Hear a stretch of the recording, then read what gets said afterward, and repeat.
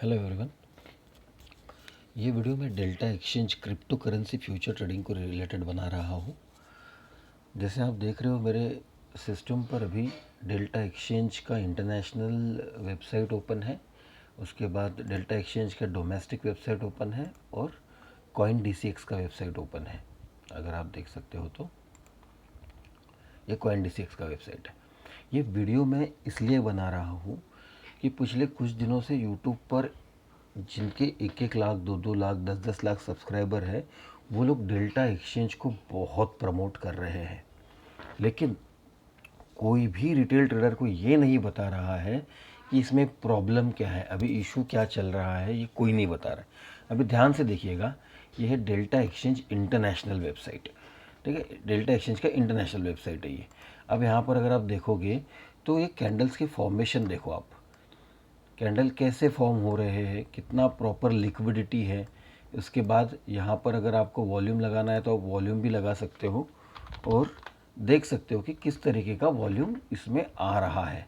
देखो यहाँ पर वॉल्यूम का वॉल्यूम बार्स आपको नज़र आएंगे और प्रॉपर कैंडल्स बन रहा है, एक के पीछे एक। जैसे अपने बैंक निफ्टी में कैंडल्स बनता है वैसे कैंडल्स बन रहा है।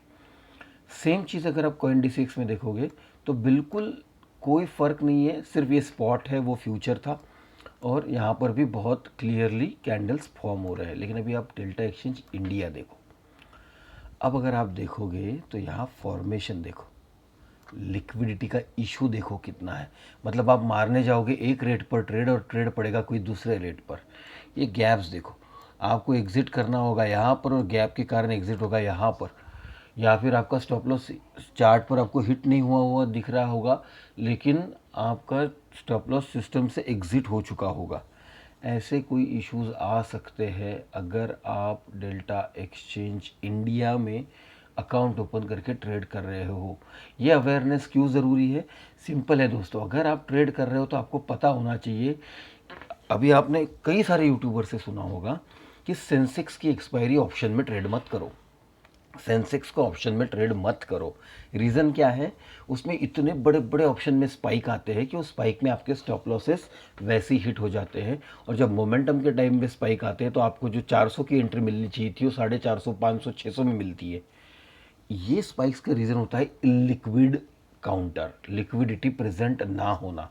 वैसे ही डेल्टा एक्सचेंज इंडिया में बिल्कुल भी लिक्विडिटी प्रेजेंट नहीं है। आप उसकी किसी भी जगह की मूवमेंट देखो, गैप सी गैप, गैप सी गैप नज़र आएगी आपको। पीछे भी जाकर देखो, केवल गैप नज़र आ रहे हैं, कितने सारे गैप्स हैं। और ये गैप का रीज़न क्या है? बायर सेलर की अवेलेबिलिटी ना होना। अगर बायर सेलर ठीक से अवेलेबल नहीं है तो फिर ये लोग प्रमोट क्यों कर रहे हैं यार?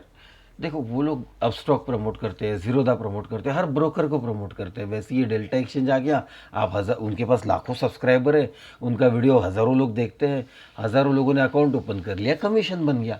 उनका तो सीधा सीधा रेफरल इनकम करने का मोटिव है।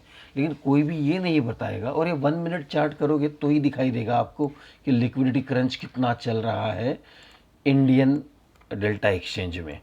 तो भला ही इसको FIU का परमिशन मिल गया है, सब ठीक है, लेकिन लिक्विडिटी ना हो। देखो अभी यहाँ पर देखो, यही कैंडल जो करंट फॉर्म हो रहा है, हो गया यहाँ पर गैप, यहाँ पर 534 का सीधा 500, मतलब 35-40 पॉइंट का गैप डाउन। और यहाँ पर देखो बिल्कुल कोई गैप डाउन नहीं है, प्रॉपर फॉर्मेशन है।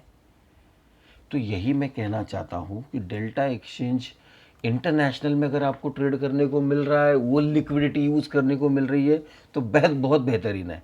लेकिन अगर डेल्टा एक्सचेंज इंडिया में ट्रेड करना है और कोई लिक्विडिटी नहीं है, लिक्विडिटी क्रंच आने वाला है, तो आपके फील्स जो होंगे वो अंधाधुंध मिलेंगे। स्पाइक आने पर आपके स्टॉप लॉसेस झट से हिट होंगे, ऐसे इश्यूज आ सकते हैं।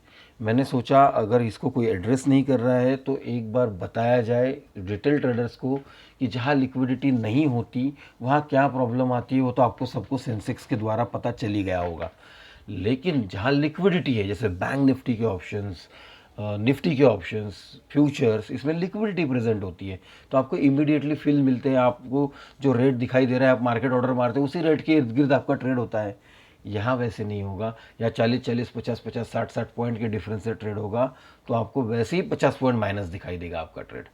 इसलिए लिक्विडिटी इशू बहुत इम्पॉर्टेंट है एड्रेस करने के लिए, इसलिए मैंने सोचा कि आपको इसके बारे में अवेयर किया जाए।